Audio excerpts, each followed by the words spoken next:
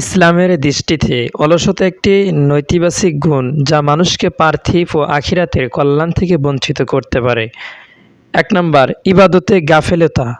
অলস ব্যক্তি নামাজ, রোজা, কোরআন তেলাওয়াত ইত্যাদি ইবাদতে আগ্রহী হারায়, ফলে আল্লাহর সন্তুষ্টি অর্জন কঠিন হয়ে পড়ে। ২ নাম্বার, রিজিক অন্বেষণে ব্যর্থতা।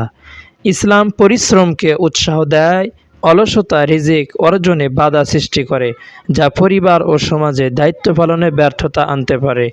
৩ নাম্বার, মানসিক ও শারীরিক ক্ষতি। অলসতা শরীরকে দুর্বল করে ও মানসিক অবসাদ তৈরি করে। প্রিয় নবী সাল্লাল্লাহু আলাইহি সাল্লাম অলসতা থেকে আল্লাহর কাছে পানাহ চাইতেন। হাদিস, রাসূল সাল্লাল্লাহু আলাইহি সাল্লাম দোয়ায় বলতেন, আল্লাহুম্মা ইন্নী আউযু বিকা মিনাল আজজি ওয়াল কাসাল, অর্থাৎ হে আল্লাহ, আমি তোমার কাছে দুর্বলতা ও অলসতা থেকে আশ্রয় চাই। সহিহ বুখারী। ৪ নাম্বার, সুযোগের অপচয়। জীবন ও সময় একটি আমানত। অলসতা সময়ের অপচয় ঘটায়, যার জন্য কিয়ামতের দিন জবাবদিহি করতে হবে।